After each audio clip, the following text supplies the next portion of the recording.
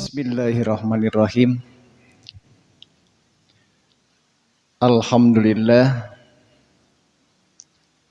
alladzi hadana li hadza wa ma kunna linahtadiya laula an hadanallah.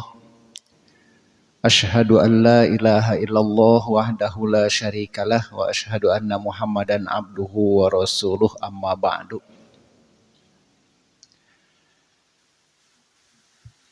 Ibu-ibu jamaah pengajian Majelis Taklim Al-Haq, calon-calon ahli surga yang dimuliakan Allah, jangan pernah bosan dan saya tidak bosan untuk menyapa ibu-ibu dengan calon surga.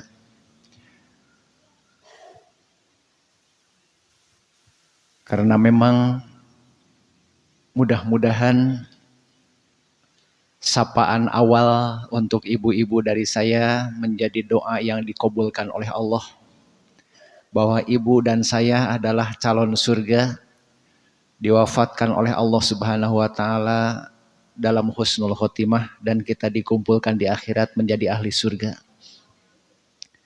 Sejalan dengan apa yang dilakukan oleh ibu-ibu sekarang, mungkin dari pagi khususnya untuk hari ini, ibu bangun lebih pagi, kemudian mengambil air wudhu, sholat syukrul wudhu, ada yang tahajud dan witir, kemudian sholat 2 rakaat subuh, qobliyah subuh dan sholat subuh, terus sampai hari ini melayani kebutuhan keluarga.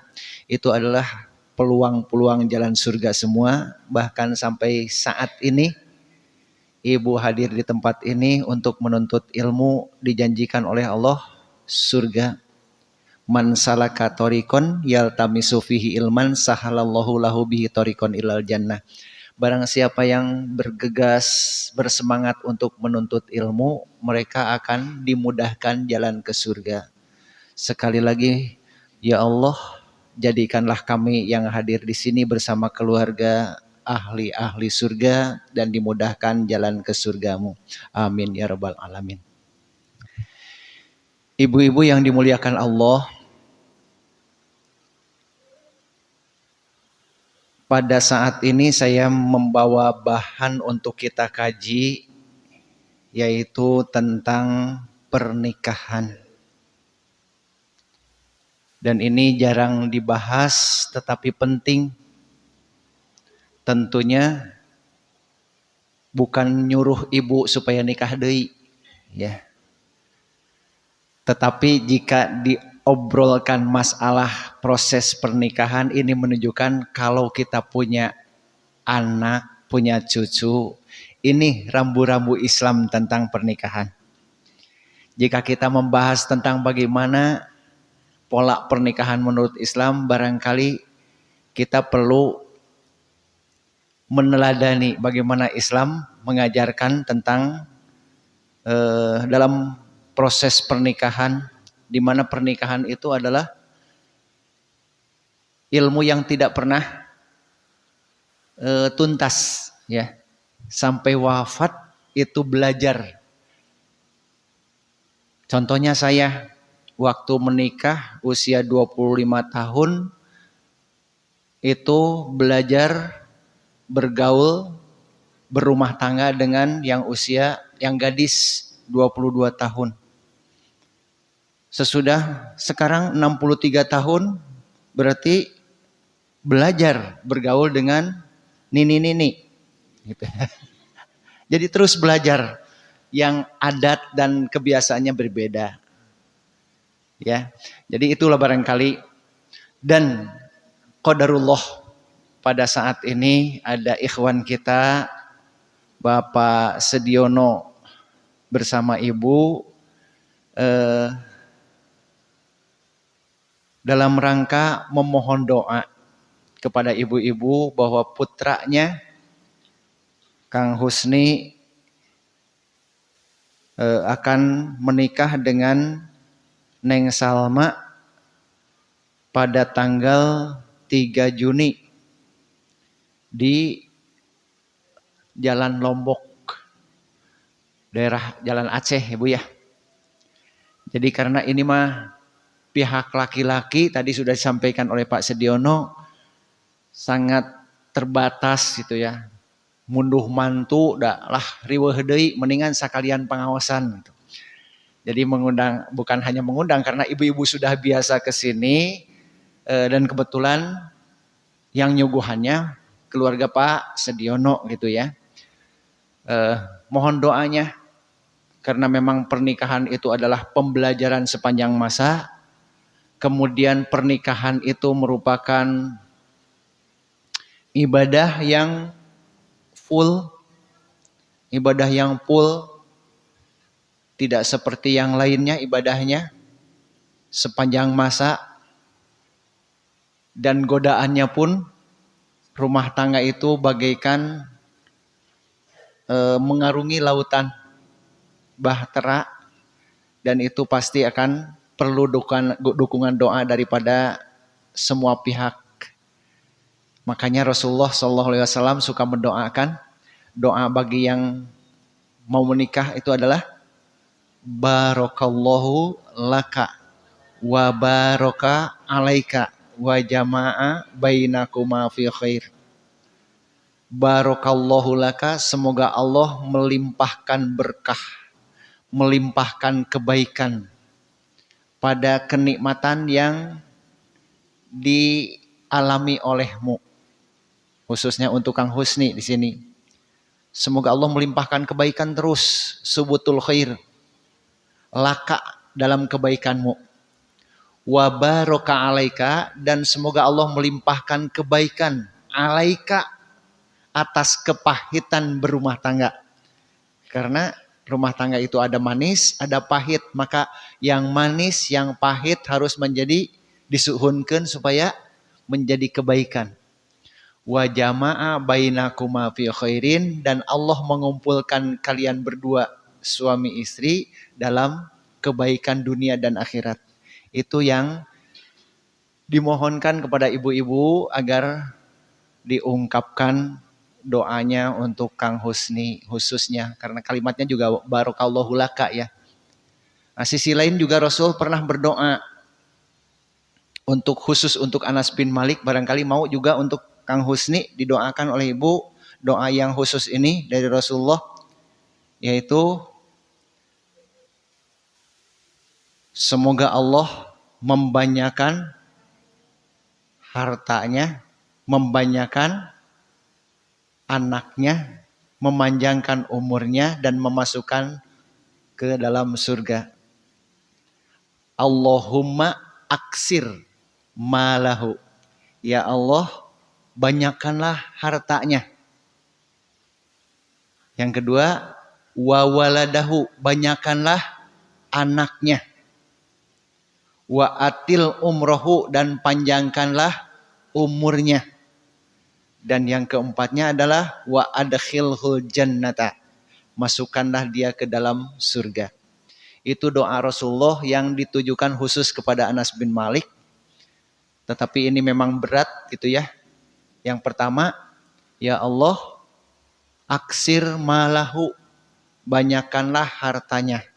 Anas bin Malik termasuk 10 sahabat yang terkaya di zamannya. Itu doa Rasul yang dikabulkan. Allahumma aksir malahu. Ya Allah, banyakkanlah hartanya. Yang kedua, wa waladahu. Ya Allah, banyakkanlah anaknya. Itu juga dikabulkan sampai Anas bin Malik punya anak 120. Tong naroskeun ti sabaraha bibit nyebutnya. Itu 120. Dan dari 120 itu 75% hafal Quran. Berkualitas. Yang ketiganya, wa atil umrohu, panjangkan umurnya. Konon Anas bin Malik itu usianya sampai 110 tahun. Jadi beliau adalah sahabat tapi pernah bertemu dengan tabi'in. Sahabat, meninggal sahabat, muncul tabi'in. Setelah meninggal tabi'in, ketemu tabi'ut tabi'in. Jadi 3 generasi. Wa adkhilhul jannah. Insya Allah Anas bin Malik termasuk yang dimasukkan ke dalam surga karena hadisnya banyak sekali. Sering kita membaca An Anas bin Malikin. Dia itu seorang yatim, pernah menjadi khodim, pembantu Rasulullah SAW, tetapi dia termasuk orang yang sukses. Jadi pada kesempatan ini marilah kita membahas tentang pernikahan menurut aturan Islam. Diawali dengan pranikah. Pranikah di dalam Islam bukan pre-wedding yang menjamur seperti sekarang. Jadi pre-wedding itu sudah kecampuran dengan gaya-gaya barat ya Bu ya. Kenapa pre-wedding? Kalau kita melihat seperti inilah barangkali ya.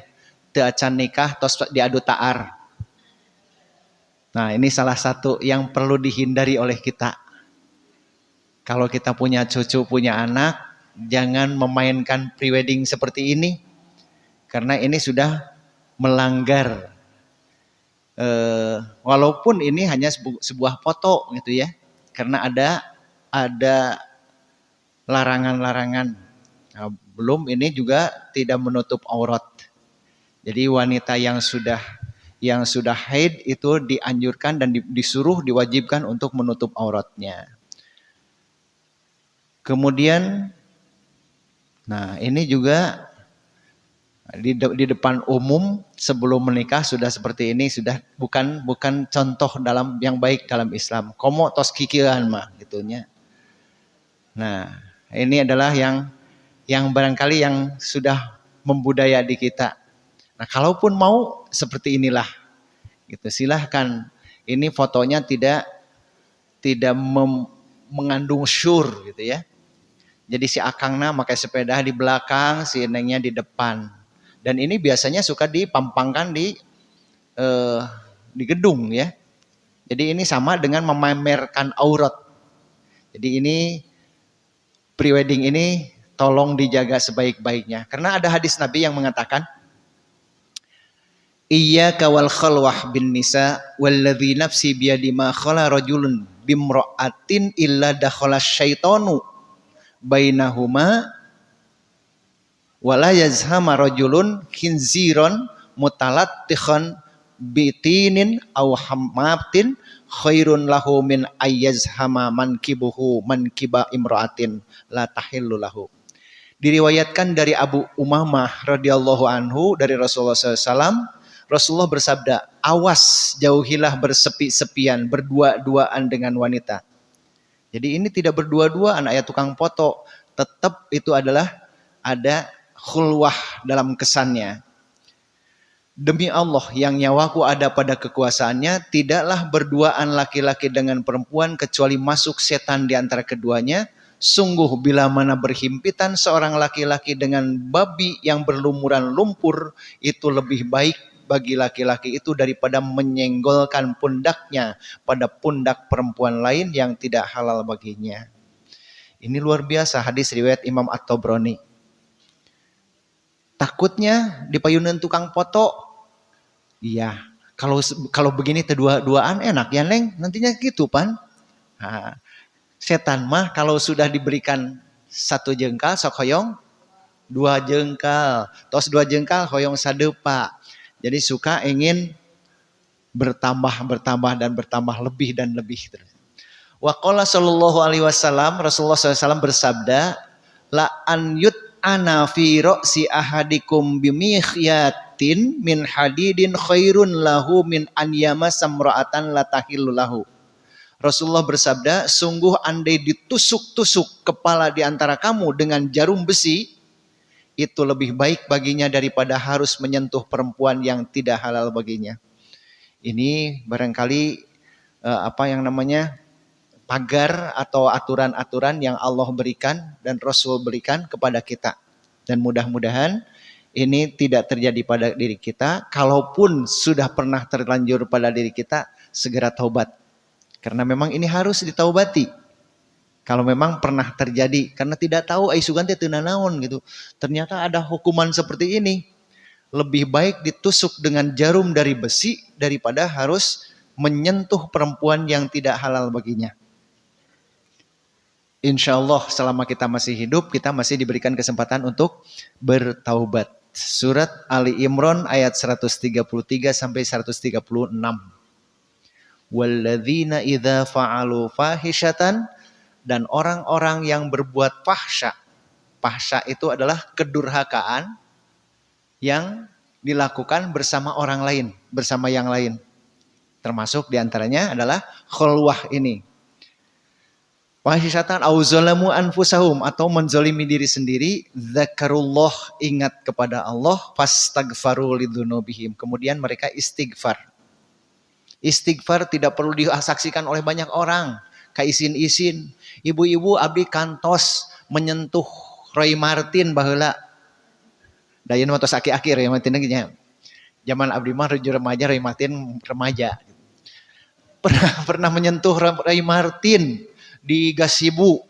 Nah, gitu. Umpamanya ya, teu kudu diumumkan di situ. Dalam tahajud kita saja, ya Allah, saya pernah menyentuh si fulan, saya pernah disentuh oleh si fulan, maaf, pernah umpamanya dicium oleh si fulan, dan saya tidak tahu itu adalah kedurhakaan, saya mohon ampun ya Allah, astagfirullah. Nah, astagfirullah itu boleh astagfirullah alladzi la ilaha illa huwa. Nah, jadi astagfirullah alladzi la ilaha illa huwa. Atau astagfirullah alladzi la ilaha illa anta. Aku mohon ampun ya Allah atas dosaku. Jadi sebutkan itu dosanya. Fastaghfaru lidzunubihim. Mereka istighfar terhadap dosa mereka. Jadi kesempatan-kesempatan di dalam tahajud itu bukan hanya bermohon, tapi lebih banyak mohon ampun. Jadi wabil asharihum yastaghfirun, di waktu sahur, di waktu tahajud mereka banyak istighfar. Istighfar kepada Allah Subhanahu wa taala. Jadi ini salah satu untuk membersihkannya. Dan ke depan tidak boleh mencoba untuk melakukan lagi. Nah, kemudian kita perlu membahas tentang apa itu nikah. Nikah adalah proses perjodohan dua insan agar sakinah, tentram dalam taat kepada Allah Subhanahu wa taala. Jadi nikah itu jangan terlalu banyak tujuan. Apalagi yang sifatnya duniawi. Karena orang-orang yang berniat duniawi banyak yang gagal. Si eta mah anak nu beunghar. Urang peureut we hartana. Kalau ada pemuda, kebetulan ada yang nini-nini beunghar tapi piisukaneun maut. Nah, jangan mengejar piisukaneun maut, nak. Jadi pernikahan itu harus bertujuan untuk sakinah. Maaf, kan ada kejadian seperti itu. Jadi ada yang niatnya untuk menikahi seorang nenek-nenek kaya supaya cepat meninggal dunia. Akhirnya bukan nenek yang meninggal dunia, tapi dia sendiri yang meninggal.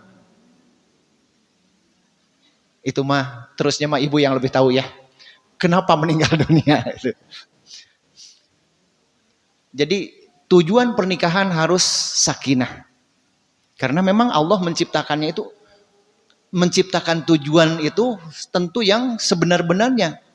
Surat Ar-Rum ayat 21. Wa min ayatihi an khalaqalakum min anfusikum azwajan.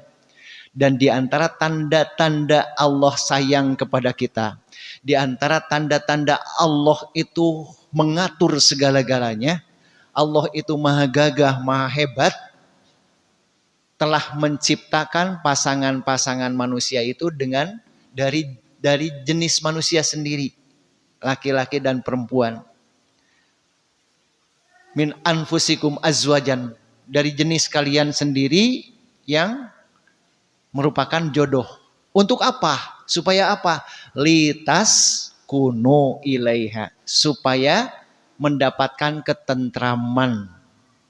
Ketentraman khusus. Sakinah itu adalah tumakninah fi taatillah. Tumakninah dalam taat kepada Allah. Itu. Jadi kalau niat sudah melenceng maka tidak akan ditemukan hakikat dari tujuan Allah menciptakan pernikahan. Jadi artinya kalau yang dua apa? Suka-suka samara kan? Samara. Sakinah, mawadah, warohmah. Sebenarnya mah sakinah itu yang pertama tujuan mah. Li taskunu supaya sakinah. Sedangkan waja'ala bainakum mawaddata warohmah. Dan Allah telah menanamkan di antara kalian itu. Jadi sudah ada itu mah. Yang dua mah. Yaitu mawadah dan rohmah. Mawadah dan rohmah itu sudah ditanamkan dalam jiwa calon pengantin. Atau setiap orang sudah diterapkan.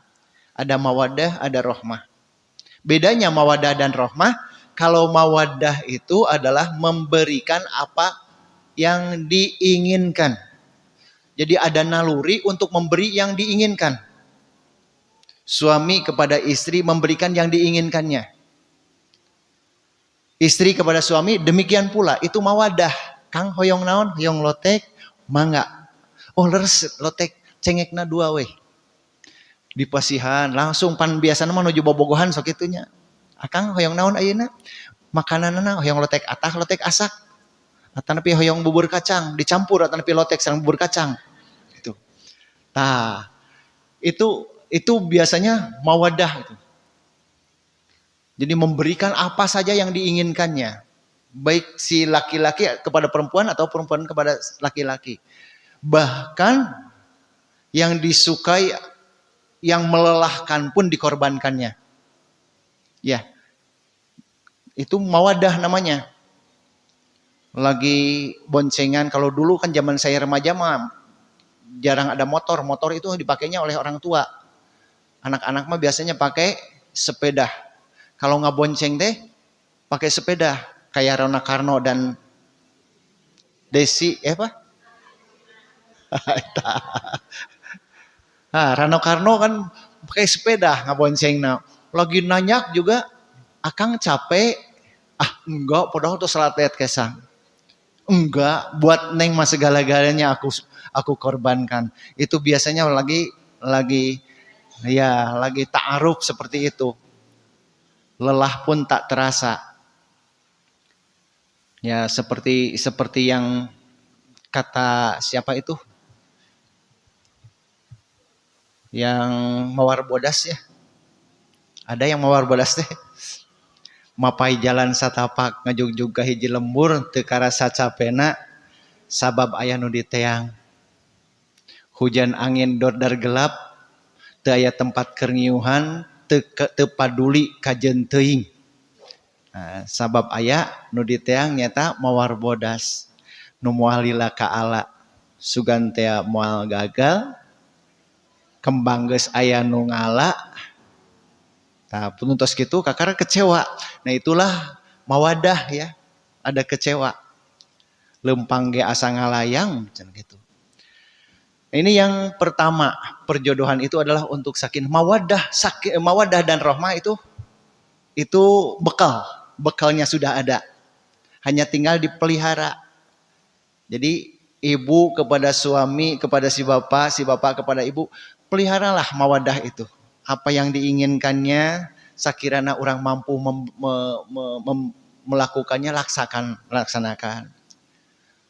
Tengah peuting hoyong subuh-subuh hoyong goreng peda, pasihan we ulah dicarikan hari bapak teu mikir subuh-subuh hoyong goreng peda gitu. Ulah dikitukeun. Dan memang nuju hoyongan meureun si bapak nuju nyiram gitu. Laksanakan apa maunya, itu mawadah. Kalau rohmah memberikan apa yang dibutuhkan, bukan yang diinginkan. Walaupun pahit dikasihkan, itu rohmah namanya. Itu maka kalau dipelihara itu akan menjadi ketentraman. Jadi setiap kali ada persoalan, ada keinginan, ya kadang-kadang kan biasanya si bapak ya yang suka olok-olok mah gitu. Lagi enak baca buku, maneh mah urang mah pak-pikpak di dapur masak itu masak ini. Mah pangdamelkeun si kopi ini enak teh si bapak eta. Batur mah sibuk ieu mah anjeunna menuju calik-calik nyuhunkeun si kopi, laksanakan. Bahkan kita harus niatnya alhamdulillah. Ini adalah peluang mendapatkan pahala dari Allah. Jadi jangan sampai keluar kata-kata meningeunah si bapak mah, mamah mah riweuh kieu bulak-balik ka ditu ka dieu capek. Bapak menuju calik cik atuh ngadamel ku sorangan. Bisa jadi seperti itu kan. Atau sebaliknya, si bapak kepada si ibu. Sadarilah bahwa ibu itu dari mulai bangun sampai tidur sibuk. Hari ketika apa namanya? Ketika bagi harta, ieu mah sadayana ge nu bapak. Nah, eta teh licik bapak-bapak nu kitu teh. Sadayana ge nu bapak, ieu mah hasil kerja bapak, ieu gaji ti bapak segala macam. Ari nu mang masakeun, nu nguruskeun istrika saha, nu mang nyeuseukkeun. Nah, itu harus punya bagian kan? Dalam Islam itu harta itu harus tetap ada pembagian, ada hak masing-masing. Walaupun yang capek, yang mencari nafkahnya adalah si bapak, tapi capeknya capek ibu kan? Nah, seperti itulah. Muncullah ketentraman gitu ya. Jadi nikah adalah proses perjodohan dua insan agar sakinah. Yang kedua, nikah adalah proses ibadah yang Allah jadikan sebagai perjanjian yang agung atau misakon golizm. Surat An-Nisa ayat 21. Ibadah yang Allah jadikan sebagai perjanjian yang agung, perjanjian yang besar. Nah, nanti kita bahas kenapa disebut perjanjian yang besar. Dan hanya di 3 tempat Allah menempatkan misakon golizon di dalam Al-Quran. Satu untuk yang dalam pernikahan, yang kedua adalah bagi orang-orang ulul azmi, nabi yang 5, nabi pilihan yang 5 orang. Yang ketiga adalah ditujukan kepada orang Yahudi. Jadi misakon golizon, nikah. Mengapa pernikahan disebut misakon golizon? Karena rumah tangga adalah ibadah yang paling lama. Sepanjang pernikahan itulah ibadah kepada Allah. Quran surat An-Nisa sebegitu banyak itu menerangkan tentang bagaimana berumah tangga.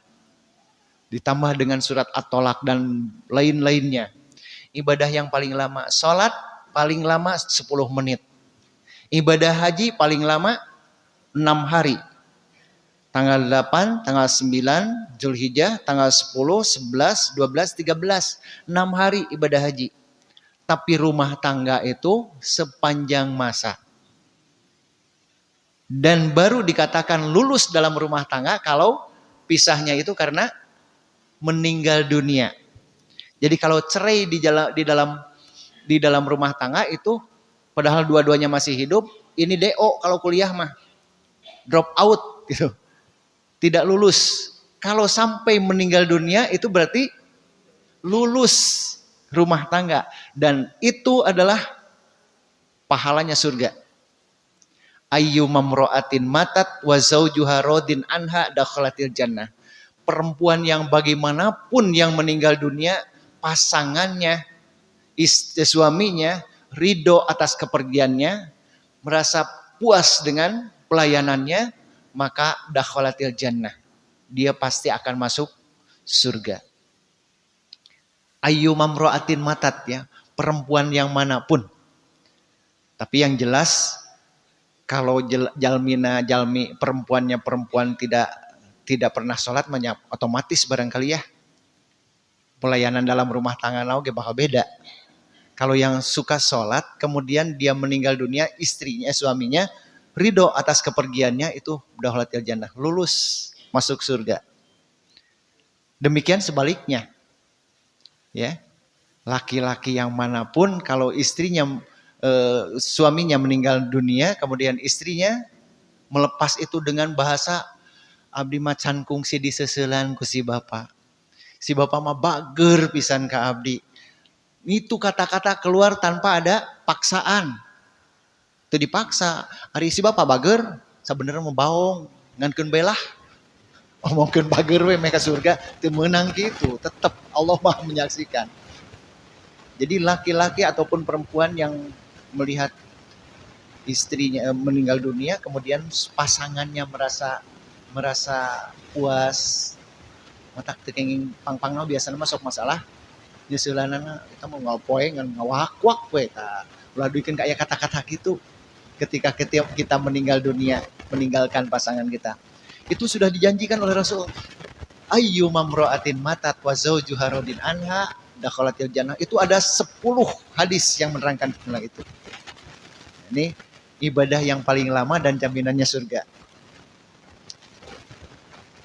Kemudian yang kedua, rumah tangga itu adalah pembelajaran yang paling lama, diajar teras.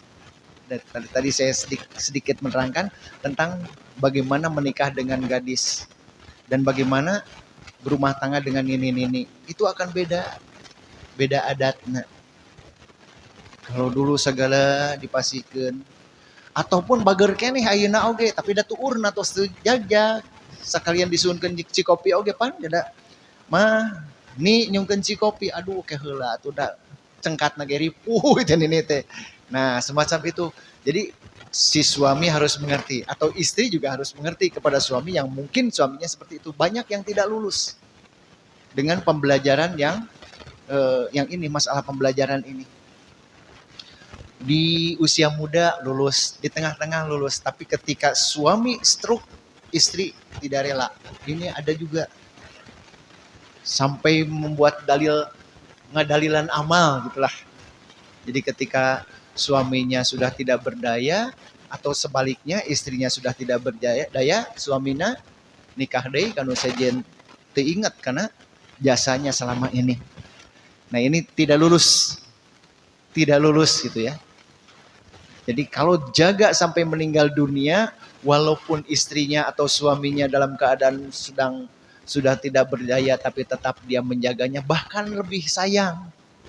Ada yang lebih sayang kepada suaminya ketika suaminya sudah tidak berdaya. Nah, ini calon-calon surga.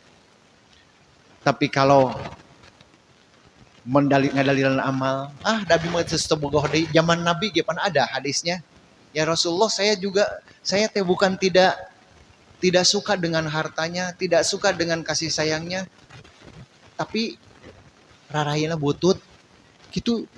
Ada seorang sahabat perempuan yang nanya ngobrol kepada Rasulullah, ya Rasulullah, saya bukan tidak puas dengan pelayanannya, dia teh bager, hartanya banyak, selalu memuaskan keinginan saya, tapi abdi teh teu bogoh, teu kasep, goreng patut cenah gitu. Maka Rasulullah mengatakan, bagaimana apa harta yang pernah diberikan sebagai mahar dulu? Satu bidang kebun. Maukah engkau kembalikan kebun itu kepadanya? Mau ya Rasulullah, masih ada. Kembalikan, dan itu dinamakan khulu. Khulu itu adalah cerai yang diajukan oleh perempuan, yang dilakukan oleh perempuan. Itu dijadikan alasan. Seperti zaman dulu juga begitu. Sekarang saya sudah tidak cinta sama suami saya. Dulu bogoh tidak puguh alaeunana. Tapi sekarang pada sudah ngagoler gitu, tidak ada manfaatnya, sudah. Itu ada banyak kejadian-kejadian di zaman sekarang ini. Atau ada juga yang karena ya suaminya tidak sejalan di antaranya. Ini penting sekali. Yang ketiga, rumah tangga adalah kebersamaan yang paling lama. Jadi kebersamaan kita dengan ibu bapak kita mungkin hanya sebatas 20-25 tahun lah dengan orang tua kita. Tapi dengan suami kadang-kadang sampai 50 tahun, 60 tahun. Dan itu selalu bersatu. Dengan orang tua mah walaupun bersatu kan misah kamar.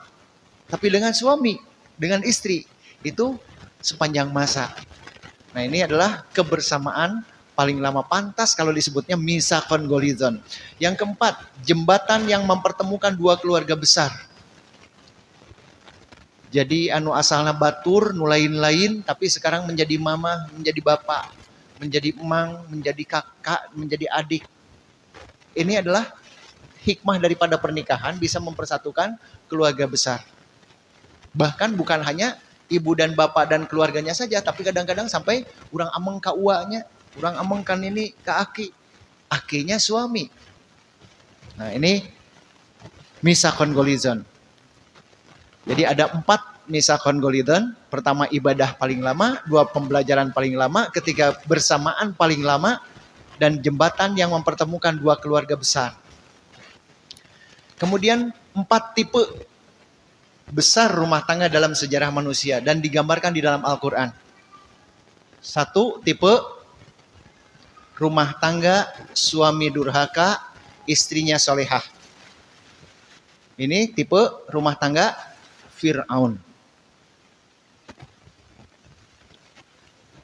Jadi ini sudah ada pola ya Bu ya. Seandainya, tapi mudah-mudahan jangan ada di sini mah.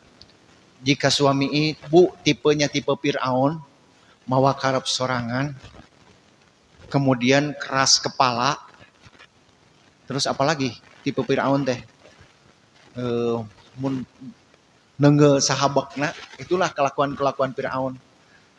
Harta dikuasai oleh sendiri, itu suaminya durhaka, istrinya solehah. Siapa nama istri Fir'aun teh? Siti Asiyah. Apakah saya bertahan dengan suami yang seperti itu? Apakah saya akan masuk surga? Insya Allah masuk surga. Kalau bertahan di piwarang sholat, tedaik sholat, dabongan ai cerai dan terlanjur tuh bisa diceraikan. Oke, minta cerai, kalau kamu minta dikembalikan maharna, sedangkan maharna teh mangkaning pesawat terbang. Nah, contohnya gitu. Jadi pokoknya kita mah termasuk yang teraniaya. Mungkin ini yang paling parahnya. Dan bahkan kan Siti Asiyah itu wanita yang anaknya dikulub. Dan Siti Asiyahnya sendiri direbus. Itu, dimasukkan ke dalam kancah yang ada air yang bergejolak. Itu di dunia. Tapi di hadapan Allah, Siti Asiyah adalah orang di antara 4 orang yang pasti masuk surga paling dulu, 4 orang wanita. Yang pertama Siti Khadijah Al-Kubro, istri Rasulullah SAW. Yang kedua putri Rasulullah yang bernama Fatimah binti Rasulullah SAW. Yang ketiga Maryam binti Imran. Dan yang keempat Asiyah istri Fir'aun. Itu 4 wanita yang pasti masuk surga terdahulu sebelum yang lain. Nah ini kalau tipenya tipe rumah tangga Fir'aun. Mudah-mudahan jamaah sini mah tidak ada yang terlibat seperti ini ya. Yang kedua tipe Nabi Lut. Suaminya soleh, istrinya durhaka. Kita tahu di dalam Al-Quran ya. Nabi Lut itu soleh luar biasa. Di zaman Nabi Ibrahim alaihissalam. Tapi istrinya gembong naon tukang? Gembong LGBT lah zaman sekarang mah. Jadi laki-laki menikah dengan laki-laki, perempuan menikah dengan perempuan. Jadi istilahnya homoseks dan apalagi kalau laki dengan laki teh? Ya. Lesbi, perempuan dengan perempuan. Homo laki-laki dengan laki-laki ya. Nah itu gembongnya itu justru istri Nabi, istri Rasul. Sampai datang malaikat kepada Nabi Ibrahim bertamu sambil memberitahu kepada Nabi Ibrahim bahwa istrinya yang sudah berusia 70 tahun itu yang bernama Sarah akan melahirkan seorang putra yang bernama Ishak. Itu ada cerita khusus kan tentang tamunya Nabi Ibrahim sampai istrinya Siti Sarah juga mengatakan, apakah perempuan yang sudah sakim, yang sudah monopos pasti punya anak gitu. Kata malaikat, ya begitulah. Kemudian Nabi Ibrahim bertanya, ma khotbukum. Apa misi kalian sebenarnya wahai orang-orang yang diutus? Maka malaikat menjawab, saya ditugaskan untuk menghancurkan kaum Lut, kaum Sodom, kaum Sodomi. Dan menyelamatkan Nabi Lut dan sahabat-sahabatnya, tapi istrinya termasuk yang dihancurkan, dirusak atau dia diberikan siksa oleh Allah Subhanahu wa taala. Ini yang kedua. Yang ketiga, tipe rumah tangga imron. Suaminya soleh, istrinya solehah. Jadi ini rumah tangga imron, rumah tangga Nabi Ibrahim alaihissalam. Suami soleh, istrinya soleh, putranya Ishak dan Ismail dan Ishak termasuk yang soleh. Mudah-mudahan kita yang ini ya. Yang keempat, rumah tangga Abu Lahab. Suami durhaka, istrinya durhaka.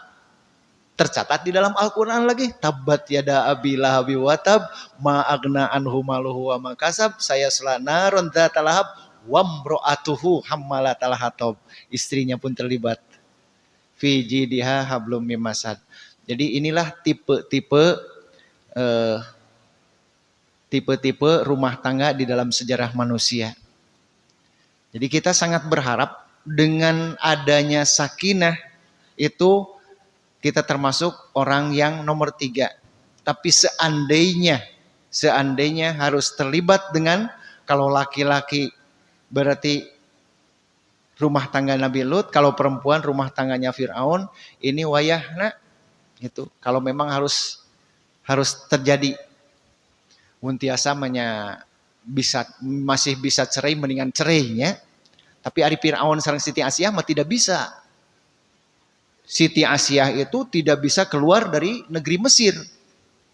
Karena dia ya berkuasa dan maunya menang sendiri Fir'aun. Jadi dalam keadaan tertekan tapi tetap solehah kepada Allah Subhanahu wa taala, akhirnya Allah hadiahkan kepadanya surga. Nabi Lut sama juga. Nabi itu tidak boleh hijrah, tidak boleh pergi kalau memang tidak ada perintah dari Allah. Nabi Lut tidak bisa keluar dari negeri Sodom.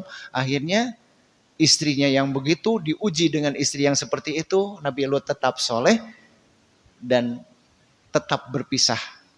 Kayak kumaha tuh di surga, pan istrinya itu akan istri yang di dunia akan diganti jelas. Nah itulah yang disebut dengan wa abdilhu zaujan khairon min zaujihi.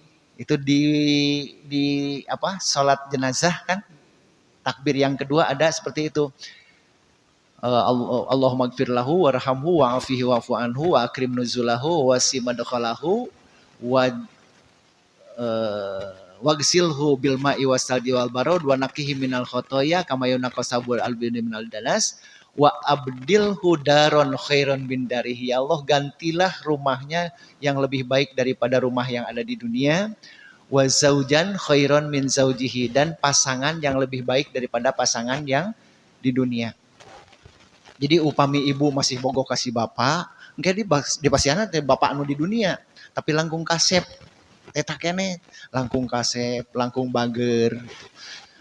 Dan itu dikatakan ada hurun in. Hurun in itu bukan bidadari wungkul, tapi bagi perempuan pun punya peluang, punya selir-selir gitu ya. Dan itu teu kabayang di dunia lah bagaimana suami kita bakal gelut moal jeung selir eta gitu. Atau istri kita istri para laki-laki akan cemburu kepada hurun in. Itu Allahu a'lam, jelas tidak akan terjadi. Sanes gizi surga atau para seha mah gitunya. Nah ini tipe-tipe ya. Ada pranikah menurut aturan Islam. Nah ini barangkali catatan paling penting bagi kita. Pranikah sebelum menikah itu, bilih di dia aya janda anu aya minat bade nikah deui, kedah diperhatikan pranikah ini. Yang pertama, memperhatikan 4 pesan Rasul. 4 pesan Rasul itu adalah tunkahul mar'ah li arba'in. Laki-laki menikah dengan perempuan, perempuan menikah dengan laki-laki itu harus dipandang dari 4 sudut dulu. Yang pertama dari rupanya. Li jamalihi, dengan rupanya. Sabab bisi sapertos tadi Rasulullah menyebutkan. Jadi bukan tidak kaya, bukan tidak bagus agamanya, tapi goreng patut, jangan sampai begitu. Jadi pandang dulu, bakal pibogoheun teu ieu dina rupana. tengisinkeun mun penak di para pasamuan. Seperti gitulah. Salah satu di antaranya. Yang kedua adalah malihi, hartanya. Pandanglah hartanya.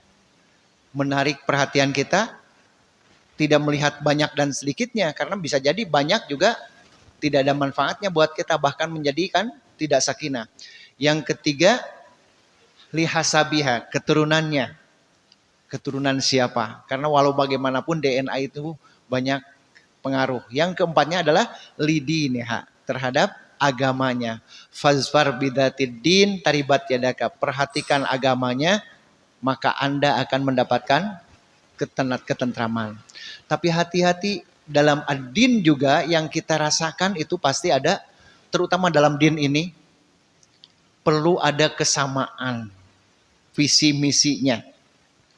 Ya. Jadi pertimbangkan yang kedua ini, pertimbangan yang kedua, mempertimbangkan seiman, lawan jenis, bukan mahram, karakter, kepribadian, tanggung jawab, dan visinya. Dalam agama itu harus diperhatikan juga dari sini. Karena beda fikih saja, ini bisa jadi masalah. Nuhiji osok ulang tahun. Suaminya suka ulang tahun, istrinya tidak ulang tahun. Ini dalam rumah tangga akan menjadi masalah. Apalagi kalau dalam keluarga besarnya. Keluarga besar ini mah tidak pernah ulang tahun, di sini mah suka ulang tahun. Apalagi kalau masalah-masalah furu'nya. Jadi jangan dianggap dalam rumah tangga mah, kalau dalam satu masjid bisa berbeda. Yang satu utek-utekan curugnya, yang satu tidak. Itu tidak masalah. Tapi kalau sudah berumah tangga, dalam rumah tangga ini penting. Jadi perhatian buat kita. Pilih punten-puntennya antara orang Persis dengan Muhammadiyah dalam lebaran kan beda. Lebaran naon? Iya lebaran kemarin. Beda. Suaminya hari Sabtu, istrinya hari Jumat. Kan tuh enakeun datanya. Nah ini juga harus dipertimbangkan. Satukan dulu. Sok bisa nggak kalau kita bersatu dalam perbedaan-perbedaannya. Ini sangat-sangat penting saya kira nih. Banyak perempuan-perempuan yang kecewa pertamanya karena dia itu kelihatan soleh, karena dia pilihan dalam masalah ibadahnya suka menggunakan hadis-hadis yang sahih saja, tapi pada akhirnya tidak tergambarkan bahwa tidak tergambarkan bahwa pada satu saat laki-laki ini termasuk golongan yang menganjurkan poligami. Nah, jadi ada kan yang semakin banyak istrinya, artinya semakin banyak tuh 2 lebih baik daripada 1, 3 lebih baik daripada 2, 4 lebih baik daripada 3. Nah, ada anggapan seperti itu, tapi perempuannya tidak siap. Ini teh persoalan. Pada saat si suaminya menikah lagi karena dia mau menurut fikih dia, punya istri 2 itu akan lebih baik daripada 1. Sedangkan istrinya tidak siap untuk dimadu. Akhirnya si istri minta mundur. Silahkan mundur, tapi uang mahar yang 10 juta yang saya serahkan kepada kamu, kembalikan dulu dong, karena Anda khulu, harus mengembalikan mahar. Si istri tidak bisa, jadi akhirnya tertekan. Mundur tidak bisa, meneruskan juga tidak siap. Nah ini akibat perbedaan visi misi gitu. Akibat perbedaan visi misi mengakibatkan seperti itu. Harus detail begitunya tentang kepribadian, tanggung jawab, dan jelas visi misinya. Bukan karena lihat agamanya saja, rajin, dia mata tahajudnya rajin. Tapi bab poligami, dia menyunahkan 4 gitu. Dia menyunahkan 4, akibatnya ini ada 2. Kalau tidak salah di bumi asri juga ada ya. Ada kabar-kabar nih. Tapi entah bohong atau nyak. Gitu. Yang ketiga, kenyamanan pergaulan dengan keluarga pasangan. Jadi kita menikah itu bukan hanya saya dengan dia, tetapi akan ada pihak mertua. Jangan sampai ada kesan mertua mah naon cenah? Mitoha mah naon istilah teh? Goreng omong lah gitulah. Pi omong ngecerewen. Panyarewedan cenah mertua mah. Jangan sampai terjadi seperti itu, tapi justru kalau bisa dibalik. Mertua itu sayang kepada menantu daripada kepada anaknya sendiri. Nah, ini juga penting dipertimbangkan. Nyaheun teh nya mitoha ka abdi gitu. Ini kenyamanan dalam pergaulan dengan keluarga pasangan. Selain kita berusaha untuk menjadi menantu yang dicintai oleh mertuanya, disayangi oleh mertuanya. Kemudian yang keempat, khitbah sebelum menikah. Jadi khitbah sebelum menikah itu memang disyariatkan, tapi tidak wajib. Jadi boleh ta'aruf langsung nikah, itu boleh. Boleh ta'aruf langsung nikah ataupun dilakukan khitbah. Khitbah itu bahasa kita meminang atau ngalamar gitu ya. Jadi dalam melamar itu tidak boleh melamar perempuan yang sudah dilamar. Dan perempuan tidak boleh menerima lamaran dari orang yang mau melamar kalau dia sudah dilamar. Jadi ini tidak boleh walaupun belum jadi. Yang selanjutnya penting juga diperhatikan oleh kita bahwa melamar itu bukan nikah. Justru pada saat melamar itu saat-saat yang rentan terhadap dosa. Karena dia sudah merasa melamar sehingga merasa memiliki. Dan itu boleh khulwat, itu tidak. Justru setan itu lebih cenderung ada pada kesempatan-kesempatan seperti ini. Jadi tolong bagi ibu-ibu yang punya anak sudah dilamar, jangan dilepaskan. Artinya bade nonton, zaman saya mau nonton, sekarang naonnya? Jalan-jalan gitu. Bade shopping gitu. Itu jangan diizinkan tanpa ada mahram yang ketiga, diantar oleh yang ketiga yang bisa bertanggung jawab. Jadi tidak boleh paduduaan. Jangan diizinkan. Bahkan di ruang tamu pun ketika dia hadir di ruang tamu kita jangan diantepkeun, urang mah cicing we di kamar barudak antep jongjon we di ruang tamu, itu bahaya, fitnah. Luar biasa. Nah, ini memang pidorakeun ya. Jadi seperti tidak apa-apa dan memang sudah orang menyebutnya sudah masanya lah, sudah bukan zaman Siti Nurbaya lagi. Itu memang harus, kata Nabi harus disaksikan. Harus ada saksi. Justru ketika di ruang tamu dulu ada lagu paling sebel sama calon mertua. Lagu siapa itu teh? Bimbo ya.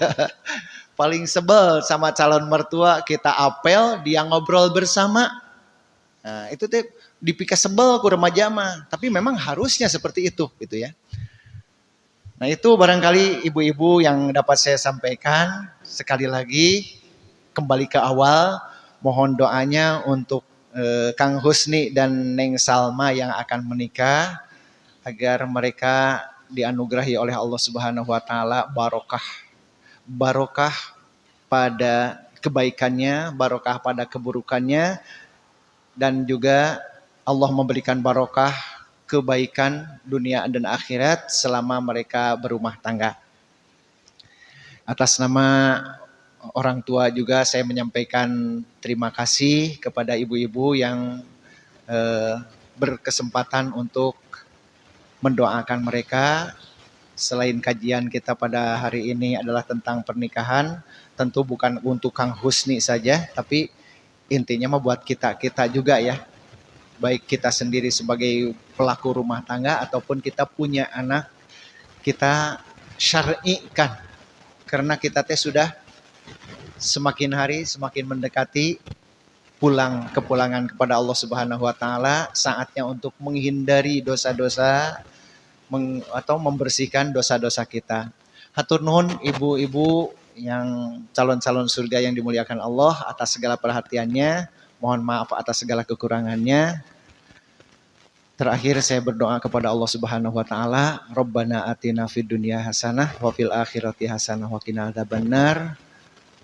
Rabbana hab lana min azwajina wa dzurriyyatina qurrata a'yun waj'alna lil muttaqina imama. Rabbana atina fid dunya hasanah wa fil akhirati hasanah wa qina adzabannar. Aqulu qouli hadza wa astaghfirullah li wa lakum. Wassalamualaikum warahmatullahi wabarakatuh.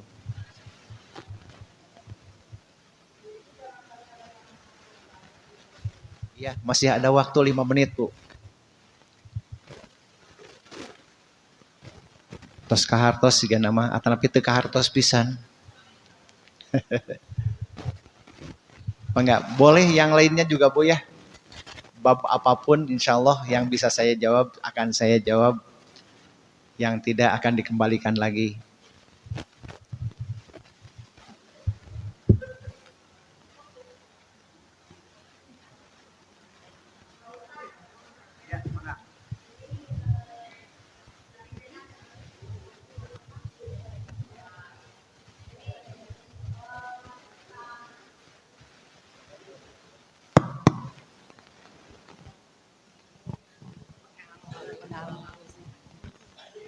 Bismillahirrahmanirrahim. Assalamualaikum warahmatullahi wabarakatuh. Waalaikumsalam warahmatullahi wabarakatuh. Ini saya mau nanya, waktu bulan Ramadan, apakah di tanggal ganjil itu ada kunut? Itu aja mungkin yang ditanyakan. Iya, baik. Masalah kunut ya. Kunut. Kunut itu termasuk dalam wilayah khilafiyah. Ada perbedaan pendapat maksudnya. Ada yang menganjurkan kunut itu diucapkan atau diungkapkan pada saat setiap sholat. Ada juga yang mengatakan di waktu subuh. Ada juga yang mengatakan termasuk di malam-malam malam-malam witir di 10 hari bulan Ramadan. Ada juga yang mengatakan kunut itu hanya diungkapkan pada saat ada penekanan atau penghancuran terhadap Islam dan muslimin. Nah, jadi ini semua memiliki alasan-alasan. Tentu ada keterangan-keterangannya. Hanya kalau saya berpendapat itu kunut itu hanya ada kunut nazilah. Yang paling sahih itu kunut nazilah yang dilakukan oleh Rasulullah SAW pada saat ada tekanan-tekanan atau penghancuran terhadap Islam dan muslimin. Dan itu dilakukan di setiap sholat selama istilahnya selama berkabung. Seperti dulu pernah ada kejadian penghinaan terhadap Islam di Tanjung Priuk. Itu sampai 1 bulan kita melakukan doa kunut. Doa kunut tersebut diungkapkan pada saat bangkit dari ruku. Kemudian berdoa sambil mengangkat tangan sebelum sujud. Nah itu doanya doa khusus untuk keselamatan orang Islam dan penghancuran terhadap orang-orang yang menghinakan Islam. Salah satu isinya itu adalah Allahumma shdud wat ataka alaman ahanal Islam wal muslimin. Ya Allah, keraskanlah siksamu kepada orang yang menghina Islam dan kaum muslimin. Jadi itu yang saya merasa ini yang paling aman dalam kunut. Jadi kalau bagaimana di malam-malam witir, malam-malam ganjil di bulan Ramadan, saya tidak termasuk orang yang melakukan. Ya, ya enggak. Cekapnya punya, mohon bilih kabujang maghrib.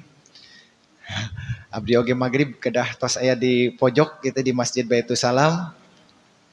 Bada maghrib. Kinten-kinten sajam dugi ka ditu. Hatur nuhun Ibu atas doanya, hatur nuhun atas kehadirannya, dan hatur nuhun juga atas semangatnya ibu-ibu. Ibu tidak sombong, walaupun sudah diampuni dosa dengan Ramadan, sudah mendapatkan pahala berlipat dengan Ramadan, dan sudah karagragan Lailatul Qadar, tapi tetap ibu semakin semangat, dan itulah yang terbaik. Kita sudah muhasabah, sudah introspeksi diri, sudah evaluasi atas Ramadan kita, tapi kita juga menjadi mujahadah, semakin semangat. Setelah seueur ganjaran teh, semakin semangat, bukan dibuang deui ganjaran teh lebar gitu ya. Dan bahkan ke depan kita sudah dihadapkan lagi dengan amal-amalan, yaitu saum tanggal 9 Zulhijjah. Disebut nanti saum naon? Saum Arafah. Bagi yang tidak di Arafah, itu disunahkan untuk saum. 1 hari tanggal 9 Zulhijjah, pahalanya diampuni dosa 1 tahun ke belakang, 1 tahun ke depan. Besoknya tanggal 10, 11, 12, 13 dianjurkan pula untuk kurban. Dan itu pahalanya luar biasa. Sampai Rasulullah orang yang bersedekah dengan kurban sebelum sholat id itu lebih kecil pahalanya. Orang yang kurban setelah sholat id itu pahalanya besar sekali. Itu. Jadi tandanya ini ibadah yang luar biasa. Nah, mudah-mudahan kita juga bisa melaksanakan, bukan mudah-mudahan, usahakan tanggal 9 mah kita saum ya, saum Arafah, dan mudah-mudahan mampu untuk berkurban. Tidak mampu untuk berkurban, salat Idul Adha atuh tidak mampu salat Idul tidak mampu kurban mantuan atau mungkusanana, tidak mampu mungkusan makannya juga dapat pahala insyaallah. Aku lu qouli hadza wa astaghfirullah li wa lakum. Wassalamualaikum warahmatullahi wabarakatuh.